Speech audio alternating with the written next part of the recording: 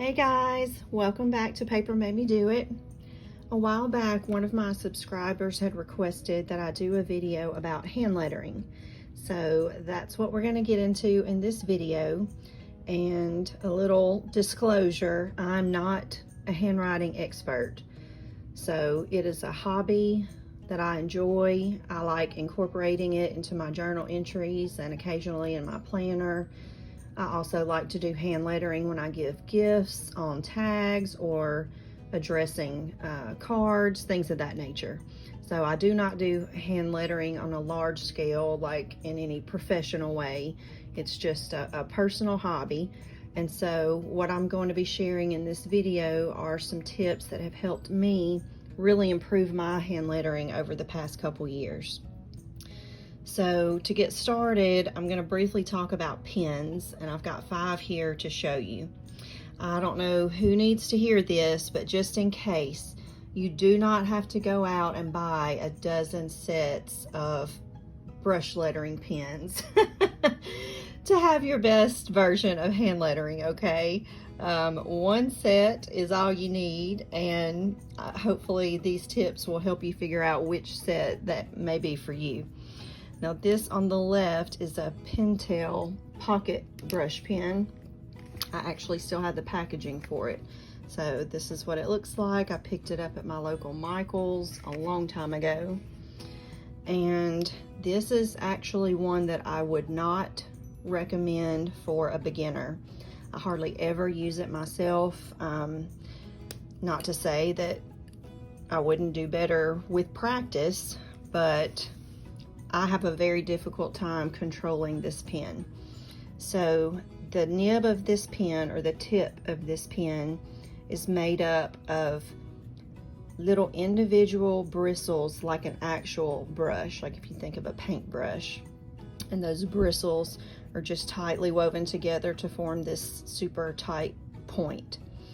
So you're going to have less control when you're using a brush tip like an actual brush like this. So just to show you what I mean, this is very light pressure, and then more moderate pressure, and then max pressure. So you do get the widest variation in your stroke size with a tip like this, but if you're a true beginner, it's just more difficult to control. So when you move into like making letters, it's much less forgiving.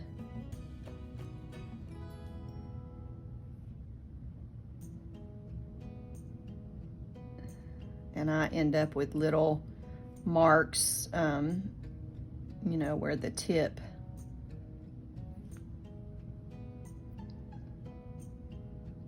makes different contact with the paper. So like I say, I mean, I may be able to do better with this with practice, but I haven't practiced using it much because the experience is not as enjoyable as something with a different tip. So just this whole video gonna be my opinion, but that's my opinion on the pocket brush pen. Now, if you swing the pendulum to the very opposite end of the spectrum, you will come up with this Tombow calligraphy pen, brush pen. There is also a navy version. This is the black version. I believe the navy has a softer tip. I think the black is the firmest of the two, but that's the difference, is the firmness of the tip. And so you can see on this one, there's a metal base that then feeds into a plastic nib, and the actual tip beyond the plastic is very, very short. So, you know, comparatively huge difference in the actual size of the nib. So this is going to give you the opposite end of the spectrum. It's going to be the firmest brush pen that I own, and I'll show you some writing samples with it. This is thin pressure, moderate pressure, and then max. So you can see you get nowhere near the line variation that you do with that other nib. Excuse me. But this is actually not one of my favorite brush pens, and I rarely use it. It's okay, you know. You may want to give it a try, but when I do use it, it kind of gives me the same result as the brush pen, where I get some odd places. It's kind of hard to describe, but it's not as uniform or consistent. So you can see there where anytime you turn, create an angle or change directions, sometimes I get a little like up in there. That one was a little bit better. So, you know, one of the guiding principles for no matter what materials you're using is practice. I mean, that's no secret. Practice, practice, practice. So with consistent practice, you could probably master any of these pens. But this is an option. It's just not my favorite option. So these three have some similarities between the tip. This is an Ecoline brush pen, and you can see that the tip is more like what you would expect to see in a marker. So it's a solid tip, and it doesn't have the little individual bristles like the first brush that I showed you. Same with the Tombow. What are these called? They're the dual-ended. You see them commonly. Maybe that's what they're called, dual-ended brush pen. It also has kind of a marker-like tip instead of the individual bristles. And then the last is a Sharpie brush pen. It also has a marker-like tip. So no individual bristles in these three. Now, if you look at the size of these three, that makes a big difference. So this Econoline is, although it's not as long as the Tombow, it is just as wide or as big around, and it is actually softer than the Tombow. So this is going to give you the largest size in your stroke. So there's nothing wrong with practicing with this, but this gives such a wide stroke that it's not realistic to think you could use it in small spaces, like in your planner. This is more for, in all honesty, if I had it to do over again, I would probably not purchase this set because I rarely get to use it. I like to do my hand lettering in notebooks, journals, and in my planner. And this nib works better for if you're doing, say, giving someone a birthday card and you want to write their name across the top of the envelope. That would be something this would be good for. So this is very light pressure, moderate, and then max. So you can see, even though it doesn't have the individual bristles, you get almost the same size with max pressure as you do with that pocket brush pen. So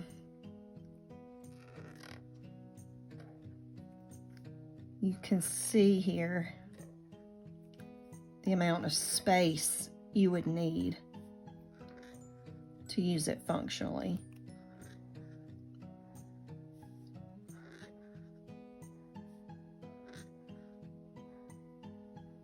It's huge. So not a favorite, nothing wrong with it. It's just for large hand lettering.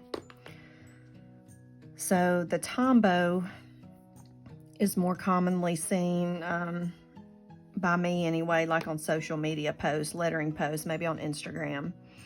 So this is how it looks with light pressure, moderate pressure, and then max.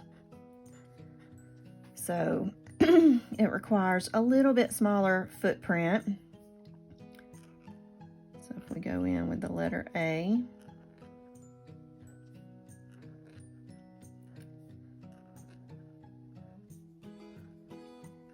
you could use this in journaling, but because this tip is so long, I tend to get the same result as I do with the Tombow brush pen, in that sometimes I get these odd little places that don't look that good to me when I'm doing a transition, changing direction, changing the angle. And that's probably user error, but it's just something that I tend to struggle with. Therefore, this is not what I commonly reach for personally, but it is a nice option, and it comes in a bazillion colors. This is number 476, this shade of blue. I mean, they have hundreds and hundreds and hundreds of colors, and they can also be purchased individually and in small sets. So you definitely have the widest variety of colors in the Tombow. But when it comes to the actual result, hand lettering, being able to grab something, use it comfortably, and be happy with your result, my personal favorite is the Sharpie brush pen. I bought this in a set of maybe 10 to 12 colors, and this is how it looks with light pressure, moderate pressure, and then max. So much smaller footprint, but still some good variation. So this is how it looks in practice.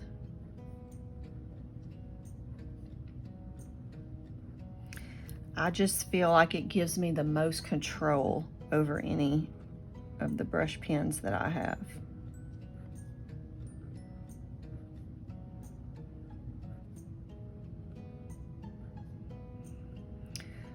So I'll be doing my demo for the rest of the video with this Sharpie brush pen. I already mentioned probably the most powerful tip that I have is simply practice.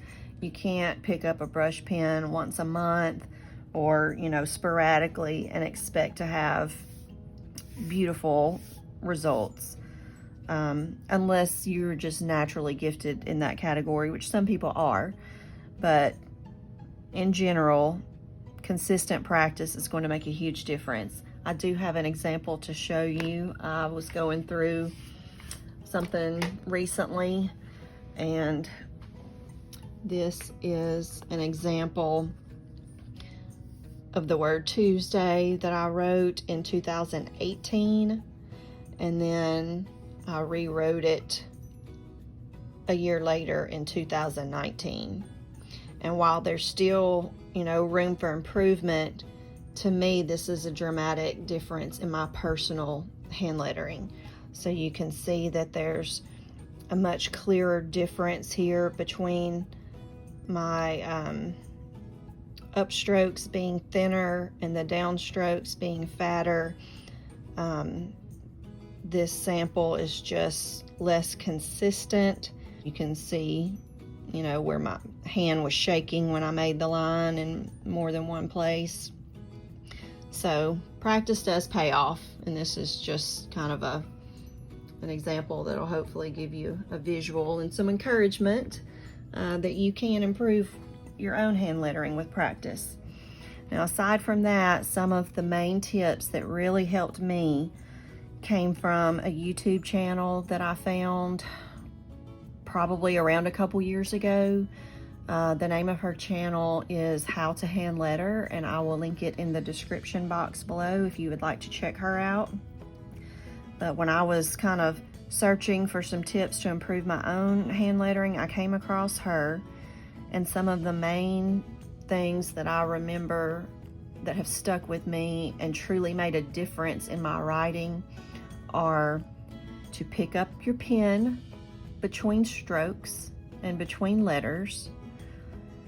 So everything is not a continuous writing. Pick up your pen, go slow, slower than you think you need to.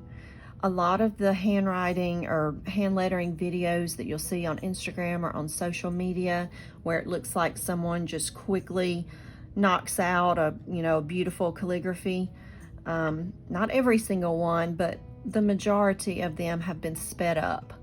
So they can be sped up anywhere from 2 times the speed of real time up to even 8 times the speed of real time. So don't feel like you have to quickly knock a word out. You need to go very slow, and that will improve your control and your consistency. Some drills you can practice, because the whole concept behind hand lettering to get that faux calligraphy look is the variation in the line. So your upstroke, meaning anytime you put the pen down and move in an upward direction, those need to be as light as possible. And those, to me, feel more awkward. I feel like I have more control when I'm going down than going up. So this is something that, is important to practice. So if you go down and then go up, you want to just practice doing that with a very light pressure and try to keep your lines consistent. And by doing practice and consistent practice, what you're doing is improving the muscle memory in your own hand. So over time, you'll see an improvement in the quality of your writing as the muscle memory in your hand improves. So you can practice upstrokes like so. You can practice downstrokes with a heavier pressure like this. And the same thing, you want to practice having them at approximately the same thickness. So you're practicing your ability to grade that downward pressure and make it more consistent. Then to take it a step further, the transition is what can make a big difference in how your lettering looks. So what I mean by that is starting with moderate pressure going down and then being able to reduce that pressure into a thinner downstroke as you go up.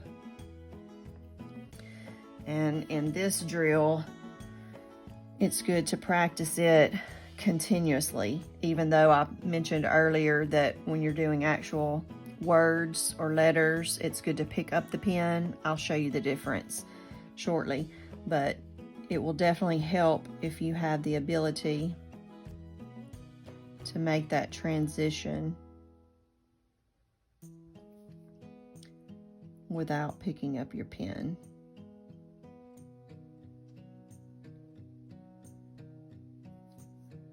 So you press harder, you release, press harder, release, press harder. Okay, like so. You can practice print script as well as cursive. So if you just start with lowercase, going moderate pressure, moderate. Let's just do a print first. So with the B, since we're starting at the top and moving down, it'll be more pressure. And then when you go to add the bubble, you can see I picked up the pen. When you go to add the bubble, you try to start out, because you're going in an upward direction, You start out with lighter pressure, apply more pressure on the side, and then as you curve back up to the base, you try to lift your pressure again, like so. Same with the C, D, E.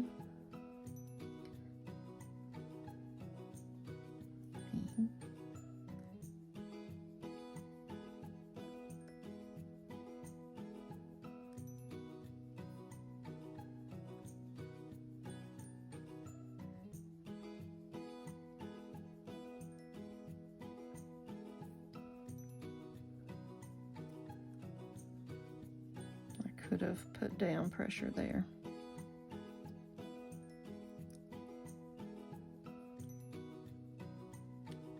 And see how I'm picking my pen up between each stroke.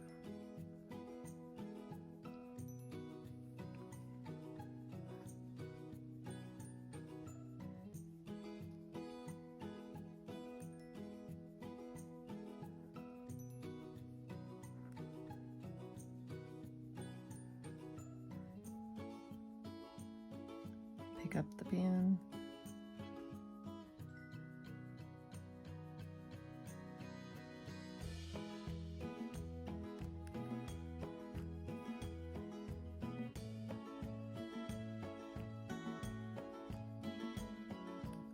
Let's redo that one. That's where I'm talking about when you get those little odd places when you make a transition.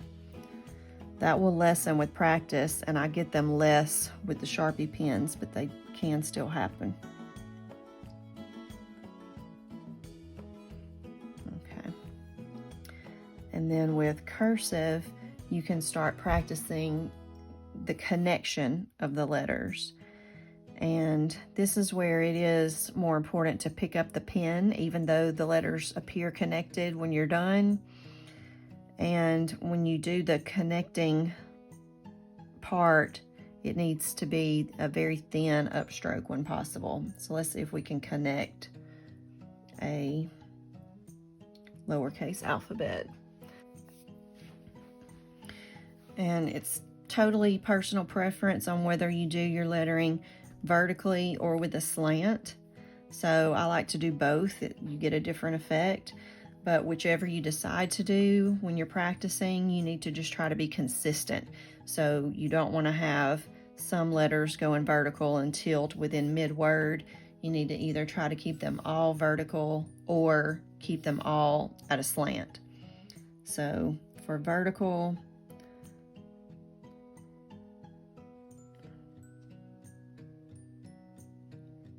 go ahead and bring that little connector out.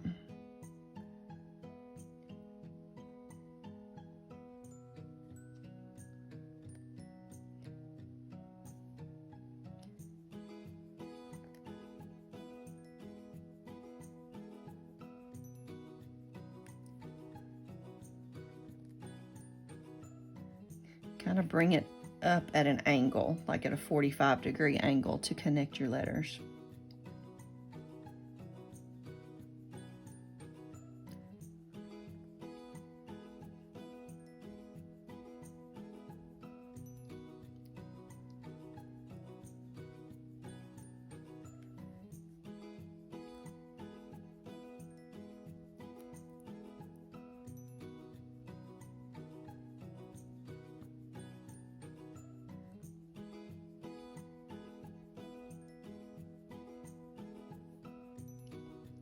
And so like on the M, for example, you pick up the pen,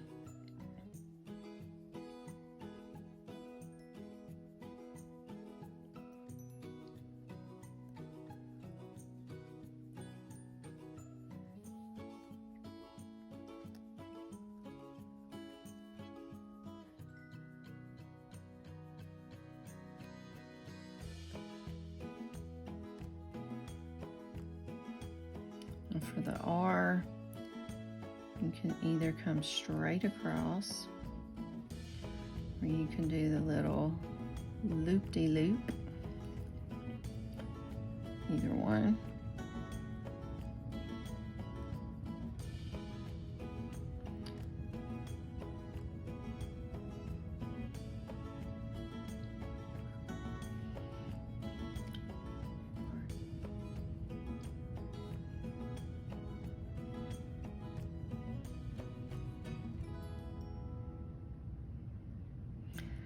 I like to do a little loop on my W sometimes.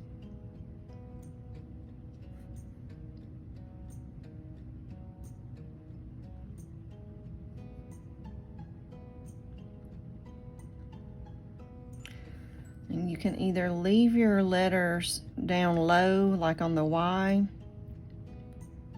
You can just let your tail hang, or you can bring it up and cross it back over, loop it on itself. But as you're bringing it up, you need to try to remember to keep the pressure down, because that is an upstroke,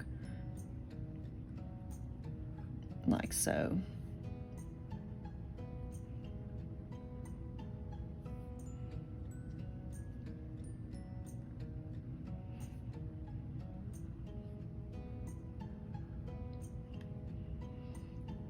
Okay.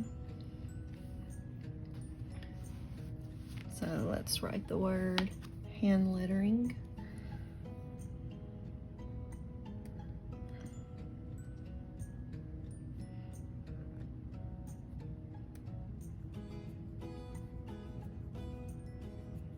And I'm not going to speed this video up at all, so this is real time, so you can see how slow I'm actually going.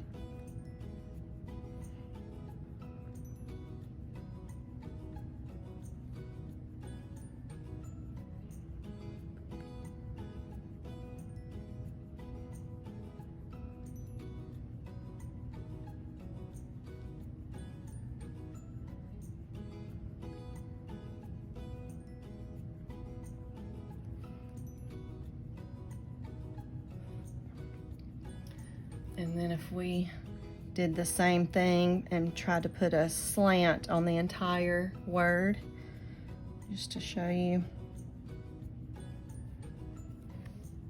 a different option.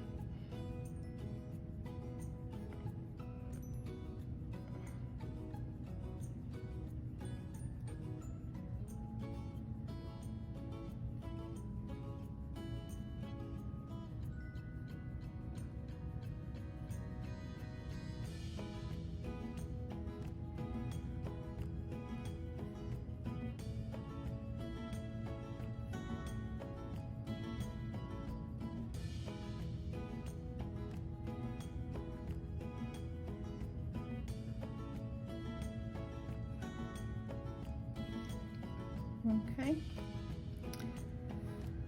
So hopefully this is helpful for just some truly basic tips. If you want more specific examples, please let me know. This is something I love doing, and I don't mind practicing along with you and sharing some more examples. If there's something specific you're looking for, just please let me know.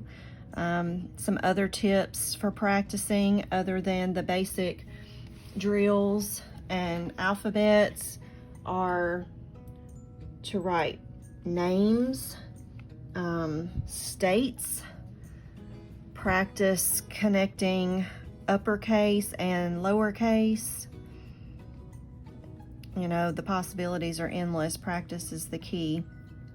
But picking up the pen between strokes, going slow, and practicing to get that consistency with your light pressure on the upstroke and heavier pressure on the downstroke. Those are the basics. So I hope this was helpful. Thank you so much for watching. If you haven't already, please consider subscribing to my channel, and I will see you guys soon. Thanks. Bye-bye.